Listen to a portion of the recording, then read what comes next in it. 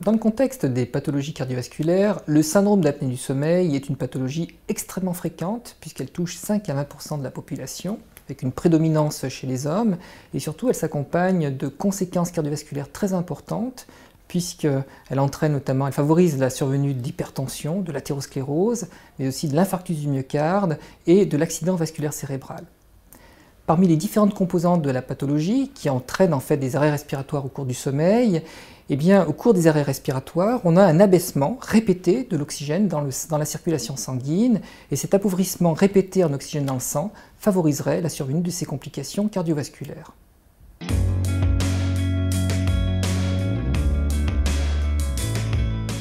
L'objectif de ce travail est de comprendre le lien entre apnée du sommeil et développement de l'athérosclérose.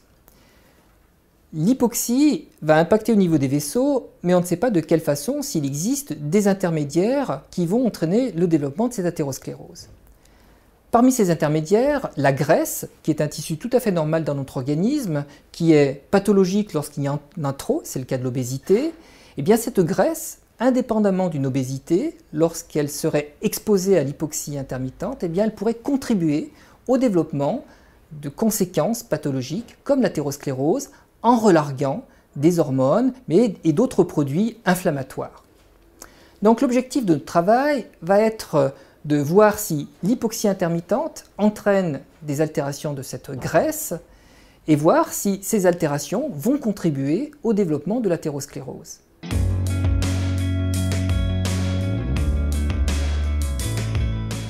Pour expliquer le lien entre apnée du sommeil et athérosclérose, nous disposons à Grenoble d'un modèle tout à fait original qui permet d'exposer nos animaux dans des cages où on modifie, donc on fait fluctuer de manière intermittente toutes les minutes, 8 heures par jour, pendant 6 semaines, la concentration en oxygène, ce qui permet de reproduire la situation d'hypoxie intermittente. À l'issue de l'exposition, nous allons prélever chez ces animaux donc la graisse pour voir si cette hypoxie intermittente entraîne des altérations de cette graisse, et ainsi que les vaisseaux pour voir s'il existe des modifications des vaisseaux en termes d'épaisseur ou développement de plaques athéroscléreuses, ainsi que d'autres paramètres biologiques. Et la troisième étape, pour comprendre s'il existe bien un lien entre altération de la graisse et athérosclérose, ça sera dans un autre groupe d'animaux de retirer cette graisse épididymale, qui est une graisse particulière qui correspond à la graisse viscérale de l'humain, et de voir si les altérations vasculaires, l'athérosclérose, persistent après 6 semaines d'exposition à l'hypoxie intermittente.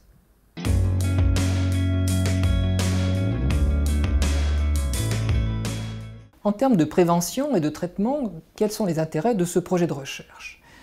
Eh bien, il existe actuellement un traitement pour traiter justement les apnées du sommeil. C'est un traitement efficace, il comprend un dispositif qui permet de faire disparaître les événements respiratoires au cours du sommeil.